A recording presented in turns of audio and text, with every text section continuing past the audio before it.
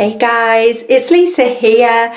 I thought I'd show you the progress update on my Heaven and Earth diamond painting. So yeah, you can start to see the curtain coming around here. Obviously this is black sky behind and then the start of the moon. So I've made some reasonable progress on this. I'm getting quite addicted to it, to be honest. So today I thought I would answer a Halloween based tag for you, but I've got 400 black tiles that I need to place here, so I'm going to start with that and then we'll just see where we end up really through the process. So when I move the camera across, there will be a little bit of bouncy glare just because I need my daylight lamp on because it's so miserable outside, so you'll have to excuse the bit of the glare that comes off it. But I think most people have usually got their head down, busy in terms of what they're doing, just listening to the answers to the tag more than anything. I know that's what I do. So I'm going to move the camera, sit down and get started, and I'll catch you in a bit. Alright, so I am all set to go. So once I've done this, like up to here, we're at the end of the page, which is brilliant. So, and then I think there's another 400 down, and then that will be the first page finished. So I mean, these work up so unbelievably quickly. So I'm just going to do the usual checkerboard style to get me started on these stitches. She says, there you are, cross stitcher through and through I am. But before I start the tag, I just wanted to tell you something about what's happened with my channel. So unfortunately, I've had to block my first ever person, and I never thought I would ever have to block somebody from commenting on any of my videos ever. So I mean, I've been uploading now for, gosh, more than 2 years. Generally, as a rule, everybody's been incredibly positive, you know, just really nice people. But this one comment, and this was a comment that was posted on one of my very early uploads, so it's nothing recent, but it was one of my very early uploads. Now, I am more than happy for people to comment and leave comments, and I don't expect everybody to agree with my thoughts and opinions. You know, people have the right to express their own opinions on things. I'm very open to take critique on my videos. I mean, let's face it, we're all amateurs. I don't have any qualifications in filming or creating online at all. It's not something that I would consider myself good at. I think, whoops, I've just tipped my thing over. Oh, do you know, and then I've knocked a load of drills and they've stuck on. Oh, do you know, never runs smoothly, does it? Let me just pick these little drills off. So I was saying I wouldn't consider myself to be an expert by any means, and I'm open to people making suggestions about my videos, such as, you know, maybe try this, film from this angle. I mean, I'm very aware that I've got a glare here. It's just my setup. I can't get my light round the other side to probably throw that off. But you know, it's one of those things. You know, if I've got sound issues, again, more than happy to take critique. It's a learning process. But what I do draw the line at is when somebody post something that is personal about me. And sorry, I'm just going to close this door, I can hear the birds. And this is the reason why I blocked this commenter. So it was nothing to do with my videos or the quality of my filming, nothing like that. It was personally directed towards me, and I've never had that before, and it just left me feeling, I don't know, really defeated and deflated, to be honest. And it did upset me, because whenever somebody does say something that's personal about you, it can't not do that. So I looked at this person's profile, so I clicked on their profile.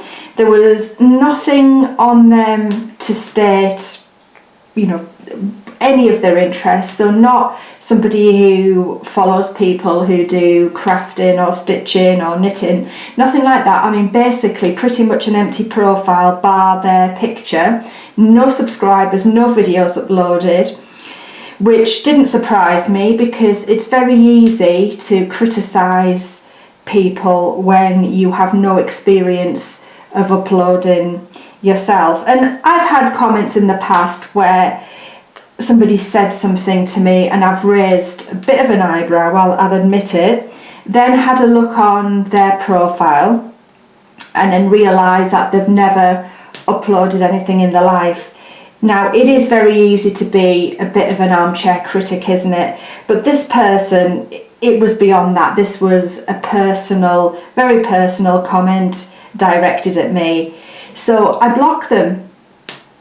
And that's the first time I've ever had to do that. But yeah, I've blocked this person so they can no longer comment or leave a comment on my video. So all I did was just didn't even bother to reply. I was so tempted to write something back to them, and I thought, do you know what, be the bigger person, step away.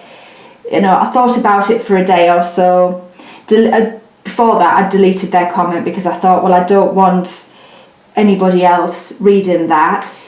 And it was one of my early videos, so it didn't matter. It's not something that's probably going to get looked at an awful lot, I would say. You know, pretend not to. Your earlier stuff is kind of done and gone, really, isn't it? And it's only really maybe new subscribers who want to go back and watch a few of your earlier ones, which is fine. But yeah, I deleted their comment, sort of slept on it, and then went and blocked them the following day. But yeah, I mean, I don't know if any of you have experienced anything like that, but as I said, I'm more than happy to take critique on my videos, my style, you know, anything that can help improve what I do. But when it becomes personal, very personal, then I draw the line, and I think we all should, really. I don't think any of us really deserve that. At the end of the day, we're just sharing what we love with people, and you know, sharing certain aspects of our lives with people who are like-minded and generally kind, nice people. But that person wasn't, so needless to say, they'll not be commenting on any of my videos again. So I just thought I'd share that with you. But I do have, let me just get rid of this, it just slipped. I do have a tag. This tag was created by a lady who goes under the pseudonym of Mama's Losing It. I've done one of her tags in the past, I can't remember which it was, and I was debating doing this as a stitch with me, and then I thought, well, hey, you're working on a Halloween based black cat, I think it's only fitting that this one is done while I answer this tag. So we'll get into it. So the first question is your favourite horror or Halloween themed song. I don't have one, really. I mean, the one that comes to mind straight away is the Addams Family, diddle-doo-doo. But I mean, that's about it.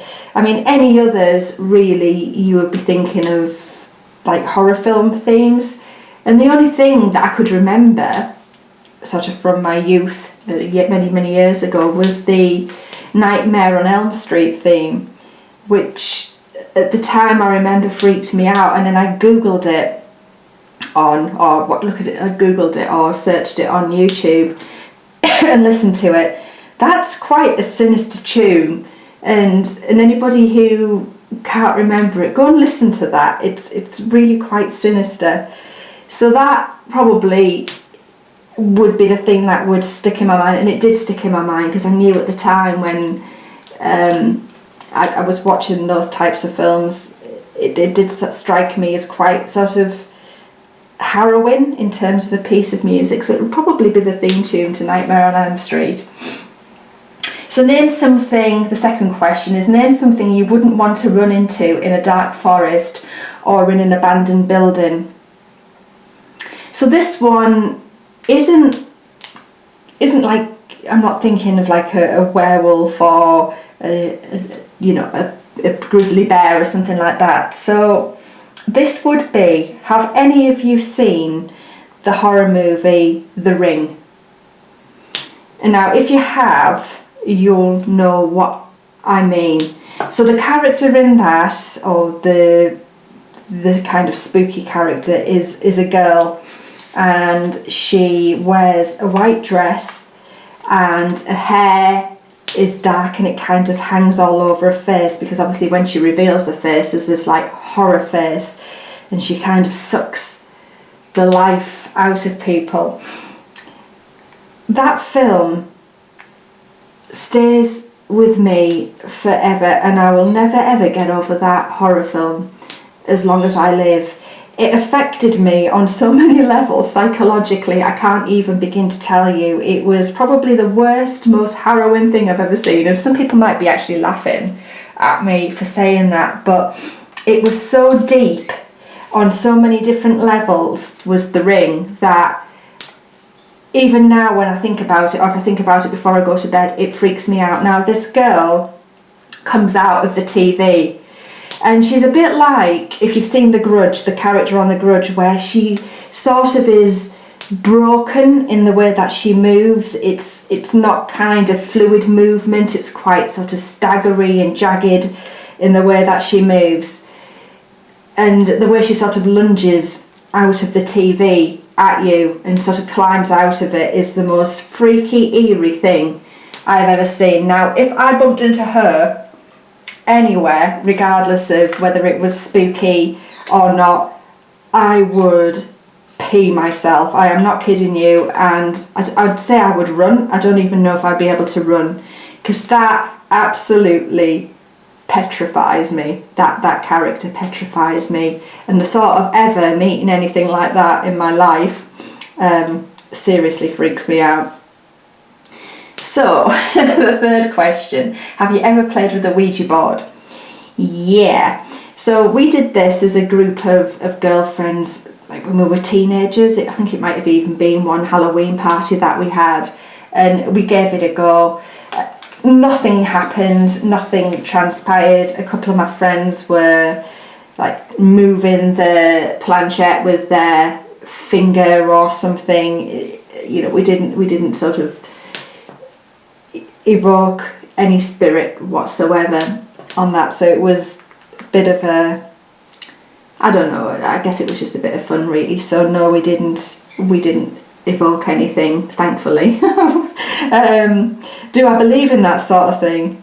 Yeah, kind of, which is why I'm always a bit reluctant to do anything like that now, because I'm frightened of what I could evoke or bring across, because it might not necessarily be a good thing. So I don't think I would do it now, but as a bit of fun with your teenage girlfriends, then yeah, I mean, that's when we did ours.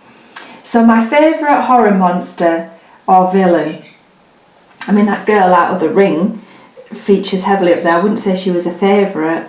I think if I had to pick one, it would be Freddy Krueger from Nightmare on Elm Street. And that was one of the first horror films I ever saw as a child. Well, it wasn't really a child, it was a teenager. And this was, again, with my group of friends at sleepover parties. We would watch horror movies or any type of movie really late into the night, maybe 4 or 5 of them in the night, you know, stay up till the wee small hours. And yeah, my first experience of anything horror was then, and it was the Nightmare on Elm Street, Freddy Krueger.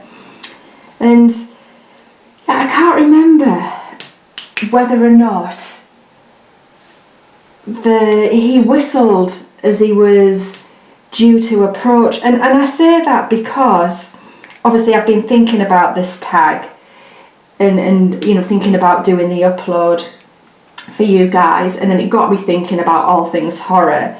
And I woke up in the night a couple of nights ago, and it was really windy, and the wind was blowing something close by. It could have been like a lamppost, you know how they sometimes squeak, or a neighbour's gate or something like that.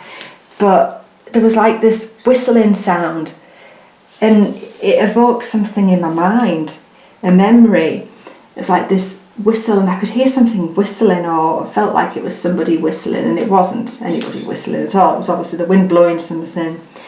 But it got me thinking about Freddy Krueger. So I don't know if it is That's what he used to do. He would whistle as he was coming, but I know there must be some horror figure that did. But yeah, it made me think of him, and then obviously preyed on my mind a little bit. So the fifth question is the creepiest thing that's ever happened while you're alone. So this happened last week, and it was blooming Daisy. So Daisy sleeps upstairs with me. She always has, you know, right, being from a pup. Her crate was next to me, and obviously her bed's next to me now. Does she always stay in there all night? Does she sometimes get in with me? Yes, she does. But generally she'll sleep in her bed next to me. So we'd gone to bed. I'd read for a bit, turned out the light. I was going to sleep. I was almost asleep. It will be about 12:30 when she did this. And all of a sudden, just out of the blue, she started to growl in her bed. And obviously turned round and sort of had a look over the side of the bed, and Daisy is growling at something that isn't there. Well, I can't see it, maybe Daisy can, I don't know. You know what they say about dogs and sixth sense, they can often sense things that we can't even see. But she's growling, and then her head's sort of moving around, so she's looking up towards the ceiling. And I scare really, really easily. I'm just like the biggest scaredy cat on the planet. I mean, right now I live alone. I haven't always, but right now I do. And for me to live alone and sleep alone is quite something, because I am like the biggest scaredy cat in the world. But she's just continuing to growl, and she's staring at the ceiling. And in the end, I was like, oh my God, Daisy, like, stop. And I turned on the light, the bedside light. And I thought, I'm going to have to sleep with the light on, because like in my irrational mind, I'm then thinking, well, if there is something there, it's less likely to get me when it's light. I mean, I don't know how true that is. If it's going to get you, it's going to get you, isn't it? But then Daisy then thinks it's like not nighttime anymore, so she becomes quite active and she's wandering around the room. So we get pretty much zero sleep that night, because obviously I'm freaked out. I'm not going to sleep in the dark, because I don't know what's lurking around in my room. It could have been anything, couldn't it? And yeah, I have to say that was pretty creepy, and it did freak me out. But yeah, I hope it doesn't happen again. But I have no idea what had got her hackles, but something was displeasing her in the room. So yeah, you can always count on your own animals to freak you out, can't you? But she did, so that's pretty creepy. Number 6. If you were dared to spend the night in a haunted house, would you do it? No, I don't think so. I don't think I would at all. And even if it was with like a massive group of friends or people who I knew, I don't even think I could do it. I actually don't think I would be able to do it. I just don't have like the propensity for that sort of thing. I just don't. Are you superstitious is another question. Yes, I am. So things like I won't walk under the ladder, I'll try and avoid the cracks in the pavement, you know, where is feasibly possible and I'm not going to get laughed at. You know, saluting the magpies. What else? Yeah, just in general. And if something goes well, say I've worn something for a work presentation or something's gone well, I will want to wear that thing again, and I'll consider that whatever item of clothing is lucky for stupid reasons, and I'll do the same procedure or process that I knew worked well because I think it'll bring me luck. So yeah, I am. I'd say I'm definitely superstitious. So the questions: do you ever see figures in your peripheral vision? No, I don't. I don't see things like that at all.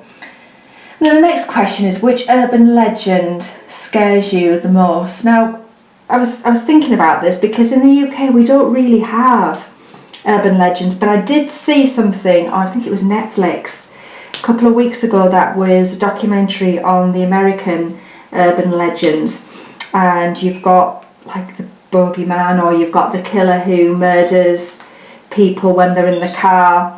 You've got the Candyman, which was literally people poison and kids candy, which I think is where the whole urban myth came around about the Candyman.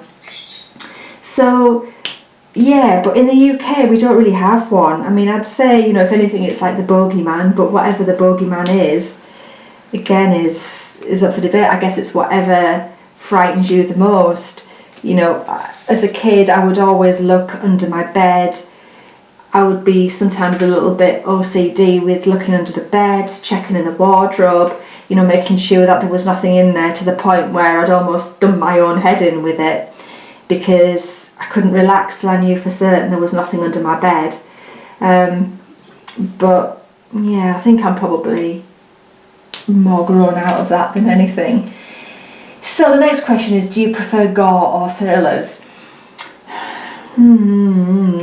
It depends. It depends what you mean by thriller. Like if it's, I don't know, something like Nightmare on Elm Street or Amityville Horror or something like that. I don't know. Gore I can sort of find a little bit funny in a way. If something that's gory can be funny. I mean, there's gore and then there's borderline like sick, isn't there? You know, if something's like sick in the way that you do it, like ridiculously gory, then no. But the thrillers play on my mind. I have a really overactive imagination, which you're probably getting the gist of now, like really overly, to the point where I do have to sleep with the light on if I watch something. In fact, I tried to watch The Haunting of Hill House, which is on Netflix at the moment. It's like, I think it's like an 8-part or something. I started it and within 2 minutes I turned it off, literally, because I knew that if I watched it I wouldn't sleep properly for days. So it's not worth it. I'm just going to top up my drills, bear with me a tick. They're just here in the bag, so I'm just going to give myself some more 310, because we all love 310. There we go. And I'm going to go back and fill in them. So I would say probably gore, because the thrillers play on my mind. The next question is, do you believe in multiple dimensions or worlds? Yeah, I think so. And I say that because I'm not a religious person as such. I mean, I was, you know, I had to go to Sunday school as a child and stuff, but I'm not atheist. I think I'm more agnostic in a way, where I just don't know. But I do believe that there's much more going on in the universe. Rather than religious, I'd say I'm more spiritual, and I can sense things. Not I'd see dead people, but I can sense energies, and I guess we all can to a certain extent. But I'm quite tuned into energies and people and things around me. I'm very good at picking up on vibes. So I'll know if somebody's not in the right space and things like that long before they did. I had my cards read, my tarot cards read a few years ago, and the reader told me at the time that I was clairsentient, which means it's about being in touch with feelings and things like that. Not clairvoyant, who can see things, but clairsentient is more a feeling sort of thing. And yeah, I would say I'm quite attuned to things like that. So I am attuned to energy. I do feel as though there's more at work than we ever give it credit for. Whether that's other dimensions, I don't know. I can't believe that we're the only, she says intelligent, with brackets, quotation marks, but the intelligent life form around that it stops with us. I can't really believe that we would just be it. So I definitely do think there is other stuff, you know, whatever that looks like, I don't know. I really don't. And obviously our galaxy or universe is only a finite amount of what's potentially out there. So yeah, I guess I do. Right, number 12. Have you made a potion of any sort? Yeah, of course. As a group of kids, we did. We definitely did. I don't think it was. I mean, it was certainly nothing sinister. I think we might have created love potions as kids. I know we did something that was completely harmless, and I can't remember how we came about the spell. We must have got it from a book or something and brewed something up. We definitely did do that, but yeah, nothing serious in terms of witchcraft or anything like that. So the next question is, do you get scared easily? Well, I think from the fact how I've answered some of the previous questions, hell yeah, I'm the biggest scaredy cat in the world. In fact, I would jump at my own shadow. I'll kid you not. So if I'm concentrating and there's a noise, I would jump through the roof. So I'll give you an example of that. So I could never have been a surgeon.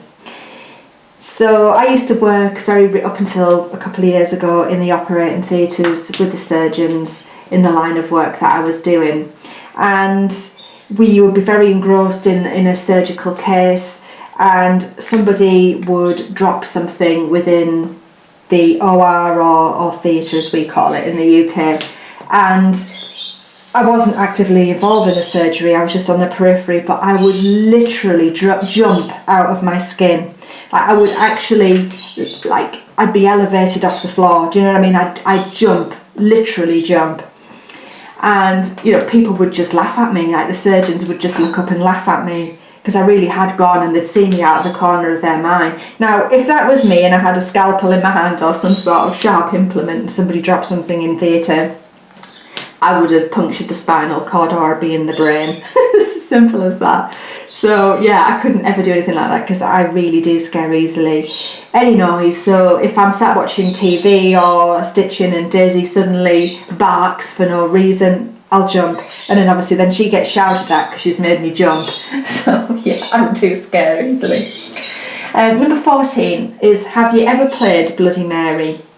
So no, I haven't, but it then links back to one of my early answers when we were talking about the urban legends. So Candyman, I have played Candyman as a teenager with my friends. Obviously I wouldn't do it, I certainly wouldn't do it now because I don't know. I mean, to be honest, I can scare myself with my own reflection. I don't want to see anything else staring at me through the mirror. But we did play Candyman, which is the same thing. So you would say Candyman 3 times in the mirror. I think it's at midnight in the dark, and then the Candyman's supposed to come out of the mirror and kill you or get you or something in the same way that Bloody Mary does. So it's exactly the same premise as that, but we didn't play Bloody Mary, we played Candyman, which obviously sprung out from the urban legend of people poisoning kids' candy at Halloween, which you tend not to hear of, thankfully, anymore these days. So hopefully that's been put to bed, that one.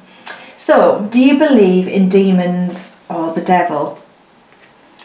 I don't know. I believe in good and evil.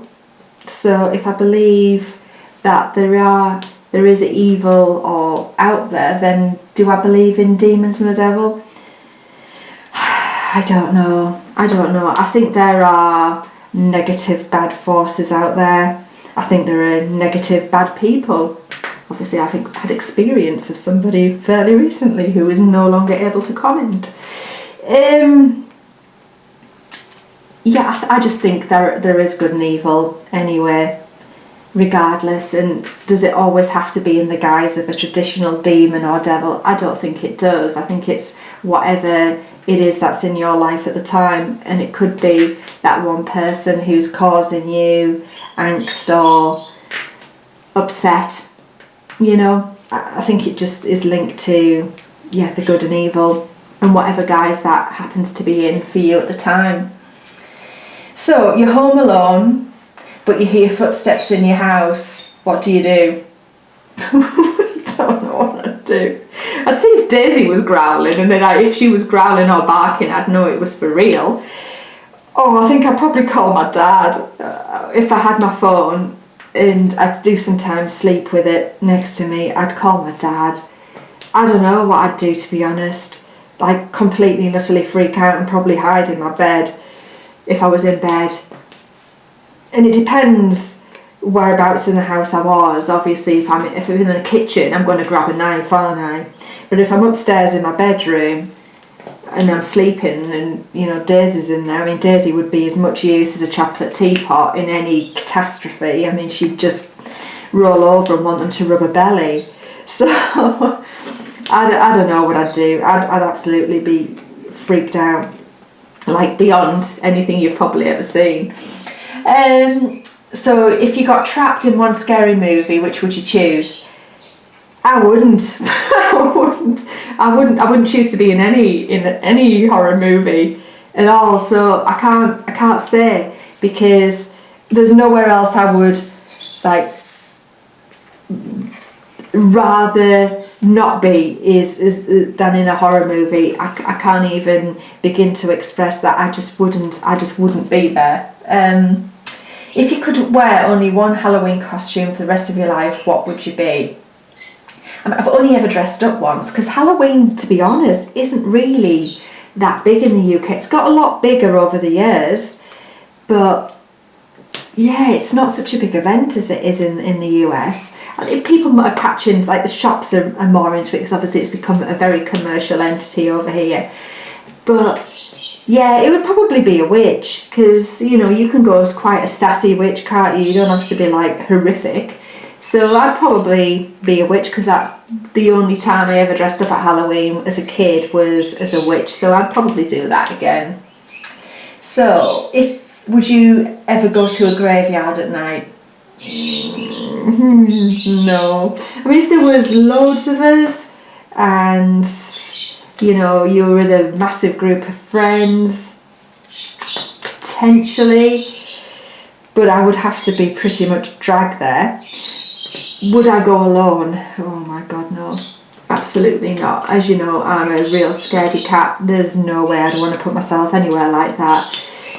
I mean, do I believe that, you know, there could be ghosts? Oh well, who knows? I mean, I had no idea what was in my room the other night that Daisy could see and I couldn't. So, I mean, I'm saying nothing when it comes to stuff like that. Oh, so in a zombie apocalypse, what is your weapon of choice? I don't really know that much about zombies. I don't watch real zombie things. I'd probably have something that was sharp and pointy that you could stab them in the heart with, because I think that's the only way you can kill them, isn't it? I don't know. I've never watched The Walking Dead, and I nearly did. I nearly started it, you know, the other night. Maybe I should. What do people think of The Walking Dead? Let me know in the comments. Is it any good? Is it worth a watch? Because there's about 8 series of it, isn't there, out there, and I don't know whether it's worth watching. I've never heard anybody say anything bad about it, but I'm not a zombie kind of girl. I tried the other night to watch A Discovery of Witches, because I noticed it on the, like, you know, when you go into your Sky menu and you see like recommendations, and I thought, oh, it's a little bit Halloween-y, I'll give it a go. It's got somebody who was in Downton Abbey in it. I thought, yeah, it's probably going to be pretty good, and I didn't like it. I like the witchy element of it. I like that sort of stuff, but it was a bloody vampire bit that I was just like, that's too far-fetched for me. I don't think there's anything like vampires in the world. So it was just a step too far for me. So I watched about an episode and a half and just stopped downloading it. So yeah, I just wanted to do something a little bit seasonal, seeing as though we're almost in Halloween, but even I couldn't like get my head around the vampire bit. Nah, it wasn't for me. So, would you rather go to a Halloween party or go trick-or-treating? It would definitely be the party, but we just don't do it that much. I mean, there's nothing worse than trick-or-treating, plus I'm too old now. You know, we'd maybe take family members or people's kids who I knew trick-or-treating, but I'm not a fan, and I've said this on a previous tag. So our estate, I live on, you know, a very big housing estate, and like in the past, or when I moved here, so I've lived in this house for more than 8 years, it's coming up 9. In the very, very early days of me living here, I used to really bother. I used to buy packets of sweets, make a bit of an effort for the kids, and we'd get the local kids around, which was fine because you'd recognise them even with their, you know, scary outfits on. The parents would be with them, absolutely no problem with that. But over the years, for me, it's changed. So there's loads of people end up around where I live. I don't know what it is. We're like a magnet for family and kids, and I don't know who most of them are. And a couple of years, maybe not, about 4, because I just pretend I'm not in now. I'll be sitting in the kitchen out the back tomorrow night with all the lights off in the rest of the house, so people don't think I'm in. And if they don't think I'm in, they don't come knocking. I mean, last year they did. I mean, regardless, they're going to knock on your door, aren't they, thinking they can get something off you. But I had sweets bought, so this would be about 4 years ago, and answered the door, and it was this group of, no diamond there, I'm putting something in that doesn't exist.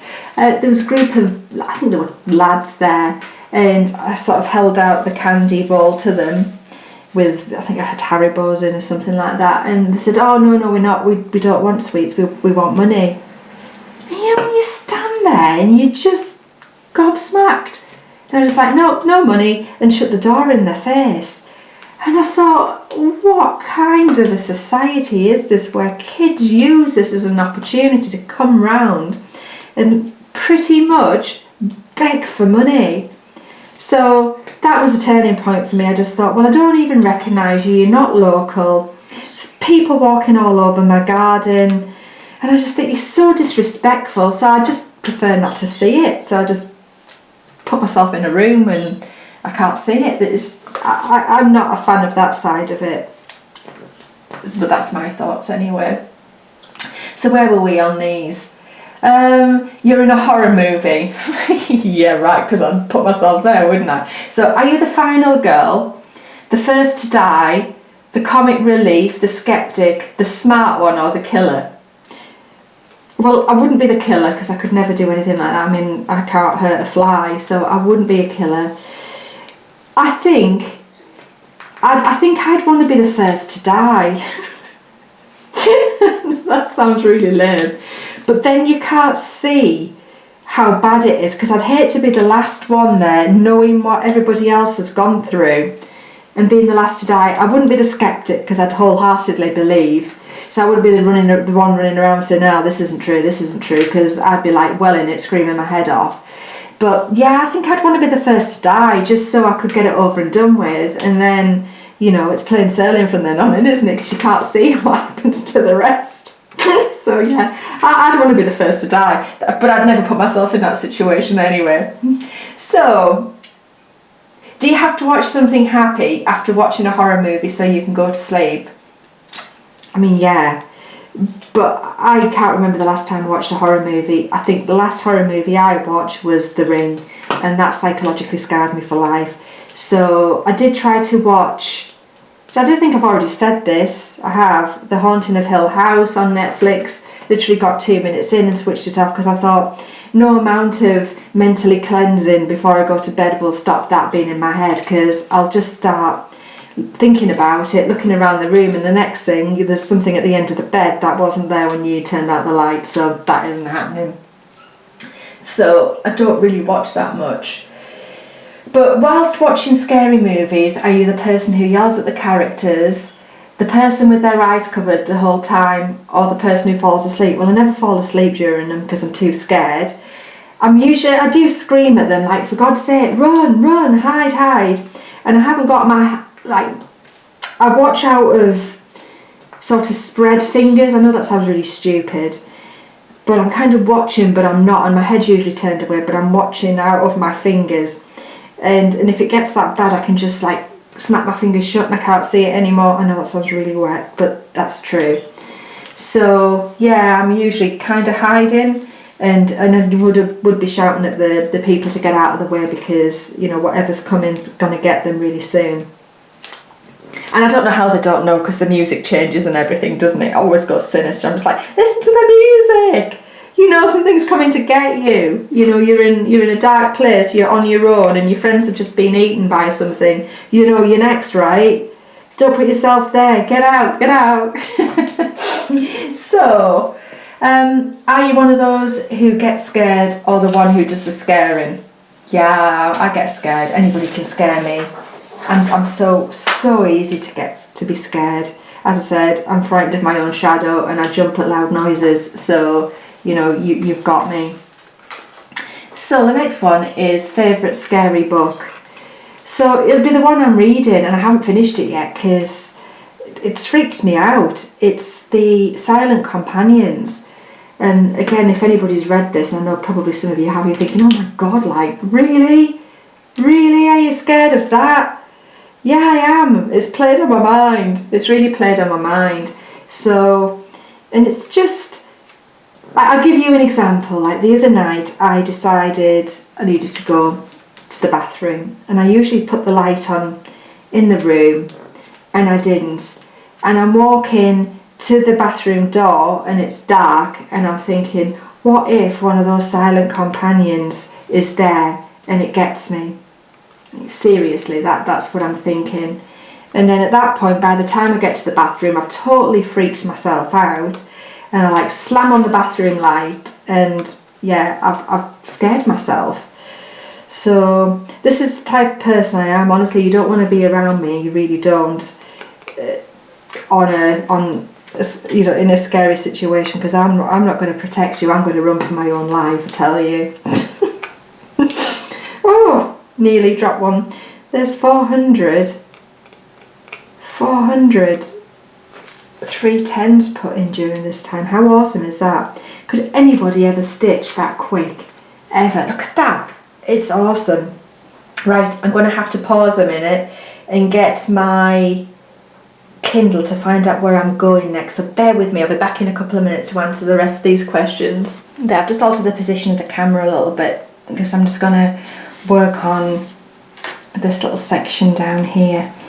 So I've got my Kindle open now, so I just need to do a little bit of counting. Bear with me, and then I know where I'm at. So I've left 3 spaces. Yes, I'm okay. So yeah, I think I'd said about my favourite scary book. I don't really have a favourite scary book, but it would be The Silent Companions, because it's the one I'm reading at the minute. So we'll stick with that one, I think. Is it a favourite? No. I do actually like a lot of the Stephen King ones, but I don't find them too bad. So I watched on Netflix recently, if any of you have seen Misery. Oh God, with a very young Kathy, what's her surname? Kathy Burke. Oh, that's good. That's a good film. I did enjoy that. A good sort of thriller, that one. So that's good. I read Stephen King's It. That's pretty good. I like that. They all float. That's good. I do like a lot of, Pet Sematary I've read. I like a lot of Stephen King's older books more than his newer books, for whatever reason that is. I did enjoy that one though, that was about the assassination of Kennedy. It was the date of the assassination was the title of the book, and forgive me, I can't remember what it was, something of the 11th 63 or something like that. Forgive me fellow Americans for not knowing that, but I can't remember off the top of my head what exactly the dates were for that. But that was a good book. I did enjoy that. So yeah, but again, it's not scary, the more psychological thrillerish, aren't they, than anything else. So stuff like that I can do. It's just the really, really scary ones with the ghosts in and things like that. If it's a film, I tend not to get on very well with. So the next question is, what was your first Halloween costume? Well, we've already done that one, because it was a witch, and it was my first and last, because it's the only time we ever went Halloweening. And the only time, it was the only time, right? So at this time of year, it's pretty dang cold, isn't it? Particularly in the UK. So it was a cold night, and I went with my sister, and I went with our close friend at the time and her mum, who was very, very into her church. So we went Halloween, and at the time it wasn't sweets that you got, it was money in the UK. So we came away with, I don't know, a few pounds worth of money, and we'd walked around for some time in the cold, and it was cold, so it wasn't a lot of money, but when you're a kid, anything's a lot of money, isn't it? So they were quite pleased with our little stash. And anyway, my mum's friend then turned around to us and said, oh no, we will be giving this to the church funds, and you will put it in the collection box at Sunday school. And we were just mortified. So because we couldn't keep our stash, we never went again. Not doing all of that for when we can't even keep it and it's cold, so we never went. So that was my first and only attempt at Halloweening. So never been again since. So there you go. That's a fact. So the next one is, what are you going to be for Halloween this year? Well, I'll tell you what I'm going to be. I'm going to be somebody who hides in my house, pretends I'm not in. So I don't get the rat bag kids from the estate knocking on my door. That's what I'm going to be. So this year I'm going to be a hermit. So yeah, I'm just going to literally pretend I'm not here, and hopefully the kids won't knock for all of the reasons I explained to you earlier, because I'm just not even going to go there. I'm just not. I don't mind local people, but these aren't local people. They're coming from miles around to knock on our doors for whatever reason, and they ain't knocking on mine. So no, I'll be a hermit this year. And finally, question 30 is, if you could have a spooky Halloween pet, and here they've put black cat, owl, bat, rat, wolf, what would you pick? Well, I mean, as I'm working on a black cat, I mean, I'd probably say a black cat, but then wolves are akin to dogs, and could I then say, well, Daisy, because she's obviously part of the wolf family, could I sort of shoehorn her in as well as my, familiar, as they're referred to in that type of term. So yeah, I mean, obviously it would always be Daisy, but I could probably take a black cat, maybe the one I'm working on right now. So there's an advert on the telly, I can't remember what it's for in the UK right now, I can't remember what they're advertising, but it's got a dog dressed up in a spider costume, and it is so stinking cute, this dog. And I'm not big on dressing up animals. I don't think it's particularly fair, and I know Daisy particularly doesn't like wearing clothes. But I was so tempted to buy this spider outfit and get a spider costume for Daisy, and I think she'd look awesome as a spider. So maybe next year, if I remember in time, I might get Daisy a spider costume, because I think she'd look totally cute. So that is the end of the tag. And that is it, guys. So I will bid you farewell at this point. I've done a fair bit. I've got the best part of 500 stitches, she says, 500 tiles down on here during the time I've been speaking to you. So I think I've made some really good progress. Progress I would never have achieved. Oh, I don't like that tile. It doesn't have a nice glossy glow. Let me pick it off. Progress I would never have made if I'd have been cross-stitching. I've probably got less than 100 stitches in at this point, I would think. Let me put it in my discard pile. You're not shiny enough.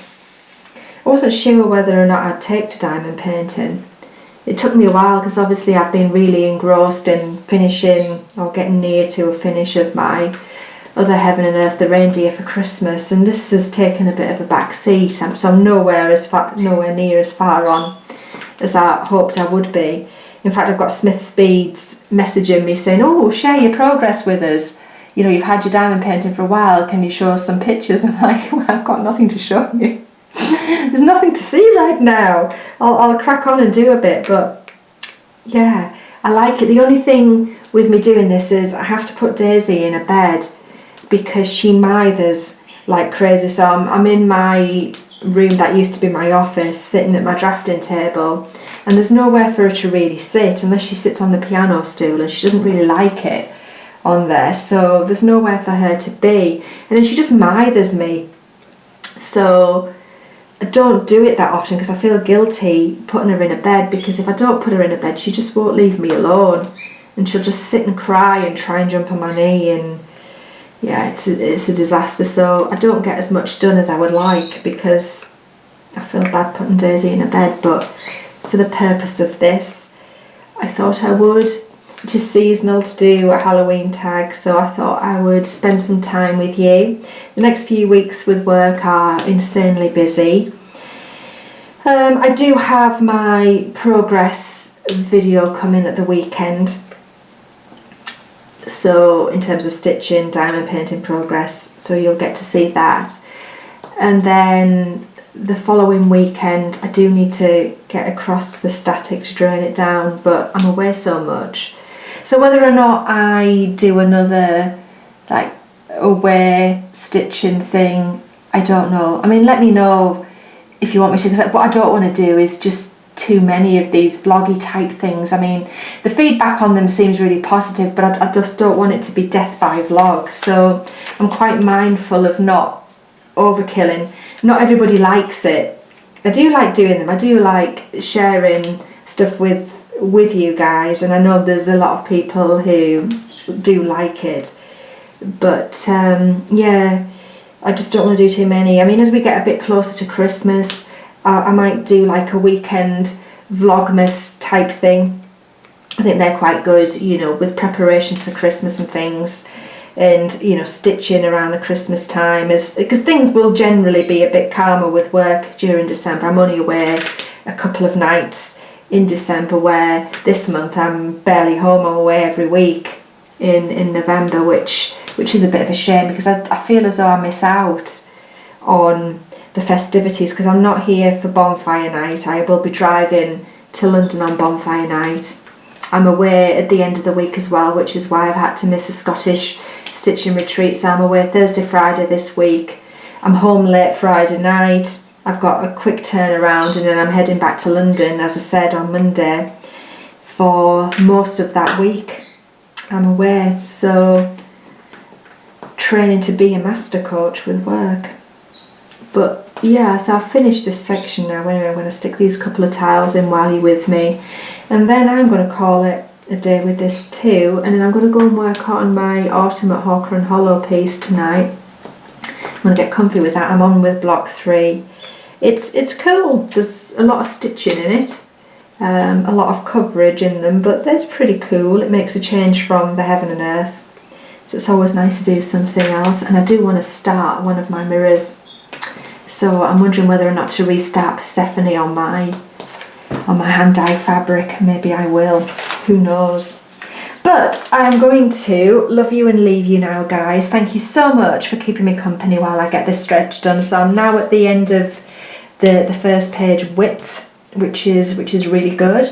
So so yeah, whatever you do in this Halloween, I hope you have a really good one, and I will catch you at the weekend. Take care, guys. Bye.